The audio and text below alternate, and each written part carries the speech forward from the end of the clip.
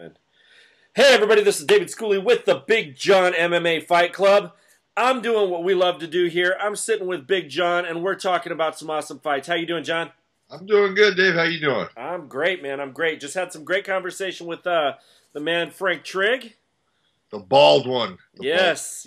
I guess he's hating life down there in what 5 days of rain, I think he said, which is very different from what he's used to in Vegas. So it's all about his personality. He just brings that black cloud.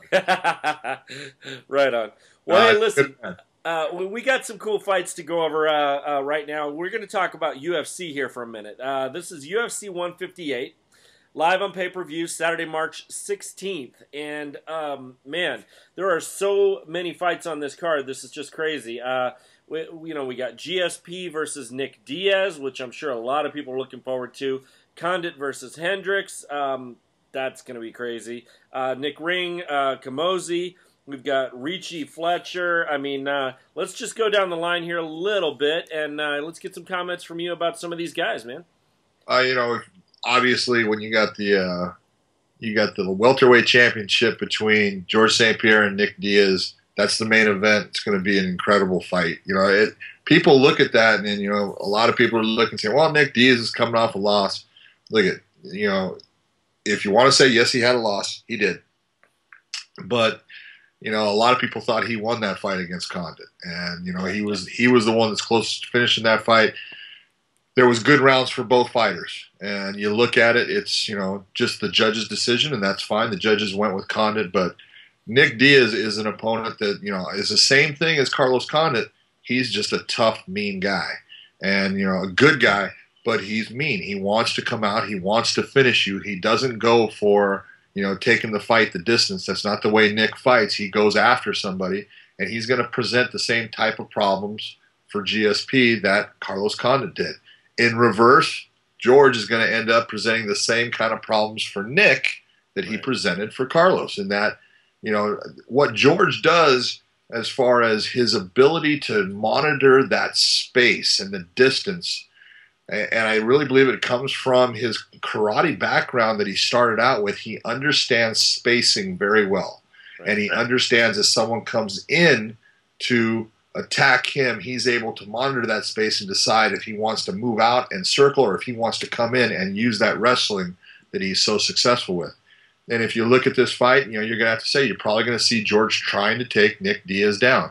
You got to figure out what's going to be the worst of two evils, in that, Nick Diaz is a guy that, his strong points are his stand-up. He hits people, and he hits them not always with power, but he puts his hands on you consistently during the fight in a fashion that just wears you down. It's like sitting there and just erasing that picture of health, and he does that to everybody. And then if you go to the ground with him, he has got a very slick, ground game. His submission game is very technically proficient. His transitions are really, very cool and tight the way he does things. He is a very good ground technician. And so not that George isn't. George is a very good ground fighter too. I think they kind of equalize each other out there in the stand-up. I think George is the technically more, smooth-looking fighter. Right. But there is no way that Nick Diaz has got any kind of deficit when it comes to the stand-up game against George. And so it's an even fight as far as going into that. The big thing is that wrestling factor. Can George sit there and take him down and try to control him? The one advantage I think George has is Nick has a tendency, at least in the past, he hasn't recently, and he had surgery to correct it, but he had a propensity to cut. He had, some problems around his eyes where he would get cuts, and that would be the way I would see George stopping Nick Diaz in this fight. That would be, his way of getting out of the fight before it gets to a 5-round decision. In reverse with Nick, Nick has the ability to hurt George in the stand-up. He has the ability to submit him on the ground, but he doesn't have the ability, I think, is the same as George in controlling where the fight is. I think George is the guy that has more control of that factor, and that's going to be your differences in the fight. Well, it's interesting. Frank pointed out the level of talent when you get to here is just so amazing. I mean, it's hard to see one having any massive, advantage over the other because they're both so, very talented guys. They're both extremely motivated to win this, from both sides of the fence. It's just a tough one. I mean, you can't. It's hard to see this not going the distance and going to a decision, just because both of these guys are just going to have a tough time putting each other away. But yeah, it's going to be a great fight. Obviously, who doesn't want to see this kind of fight? Let's move on a little bit, though. I don't want to put you on the spot like I do everybody else because you can't give the predictions, but I do want to hear your thoughts about Condit and Hendricks. I mean, I love both of these guys. I mean, it's crazy. I don't even know what to say. You don't get to see enough of Hendricks fighting because he takes everybody out immediately. Well, that left hand has hurt a lot of people lately. Oh, it's not a fluke when you've done it that many times. No, it's not. And look at Johnny has gone and he has fought some really talented guys. Yeah. His last two fights, against John Fitch, he knocked Fitch out, within the first 15 seconds of the fight by hitting him with that hand, and then he did the same thing to Martin Kampmann, probably 45 to a minute into the fight. Yeah. That straight left hand just rocked Martin Kampmann. Martin Kampmann's, is a good stand-up fighter. He's a good fighter overall.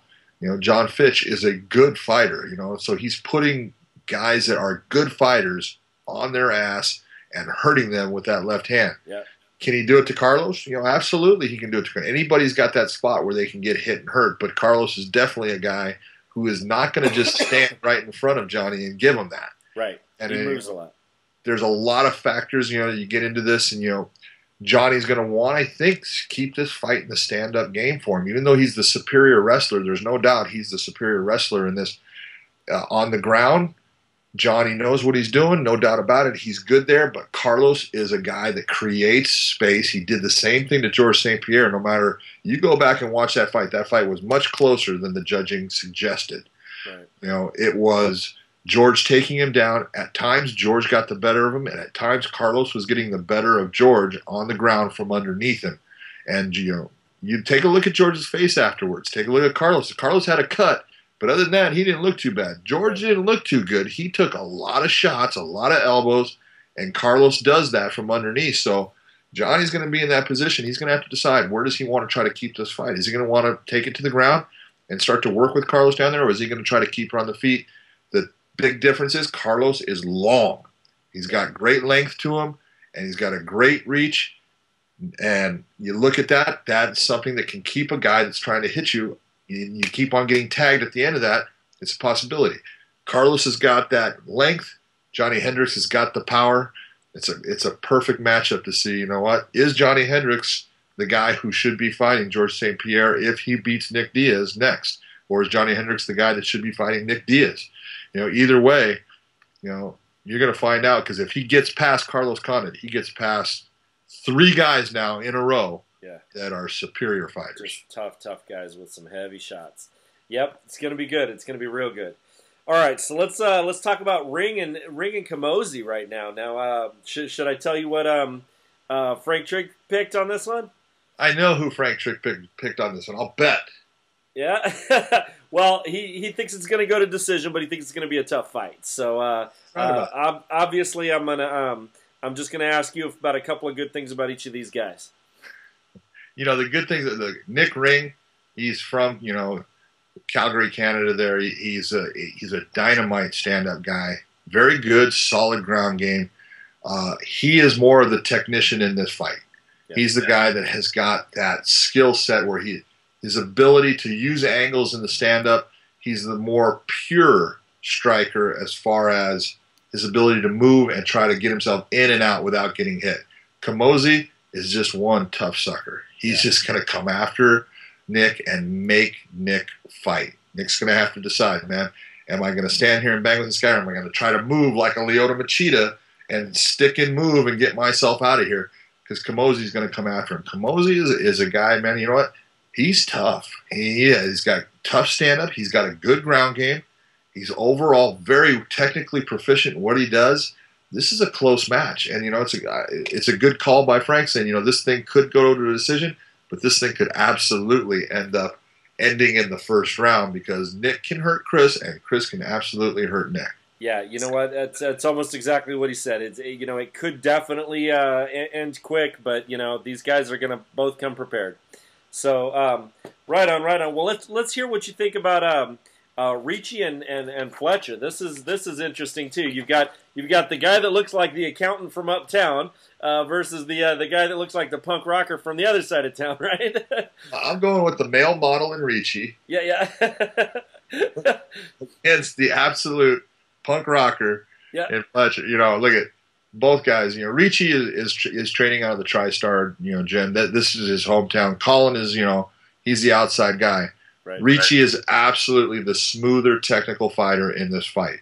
But the one thing, that Fletcher's shown is he's just tough, and he just keeps coming at you. And he's got those long limbs. He's got the build of the fighters of today. You look at the build of guys today, it's much different than guys of 10 years ago. You're seeing all these guys that are super long and lean, very strong, and they're a lot stronger than people think. And they're so good at using that length with leverage to give you a problem. Right. Fletcher's going to be a problem. Ricci is absolutely the smoother fighter. And I think coming off of the loss that he had in the tough finale, I think he learned some stuff from that. He got handled a lot, in that fight. Couldn't get himself out of some positions and just ended up getting what we say the grind just wore him down.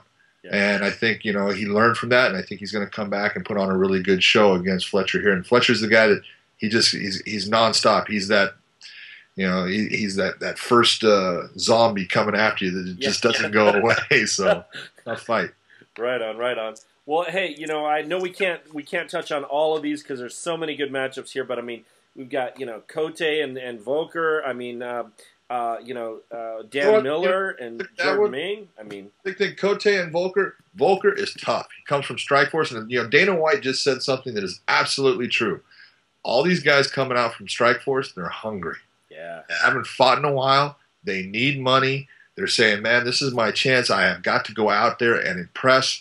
And they are putting on some shows. They're putting the hurt on some people. Yeah, and look at this is a great matchup, but Cote's coming down in size at 170 pounds. That could be good, and it can be bad. That extra weight cut sometimes just saps the strength and the energy out of you.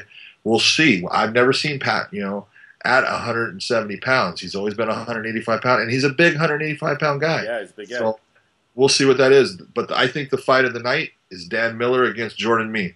Oh. That is a great matchup. Dan Miller is a very good, talented submission guy. Jordan Ming, I have watched Jordan fight since he was 15 years of age. And, most of his losses are from when he's younger. He had a loss against Tyrone Woodley in the Strikeforce show in Vegas. I think that was, his last loss. But I'll tell you what, that kid can fight. He is tough. His stand-up is really good now. And Dan's going to have his hands full. Again, Strikeforce guy coming into the UFC. Right. UFC guy, and Dan Miller's trying to, take that and say, yeah, you came in, but I'm going to shut the door on you. That's a great fight. Yeah. There's a lot of great matchups here, man. I agree with you, though. I mean, and Mina's got a lot of fights under his belt too. So, it's gonna be a tough one. But both those guys extremely tough. I mean, oh my God, there's several. What are there, like 10 fights on this card? It's gonna be an awesome UFC. It's UFC 158, and John, all these guys have to lock in their predictions. Thank goodness you don't, right? Nope. Thank God. I just sit here and talk. Right on. Well, hey man, I appreciate your commentary. We're gonna leave it up to the fans now to lock in their predictions and figure out how well they do on this UFC 158. All right? Sounds good, Dave. You take it easy. All right, you too.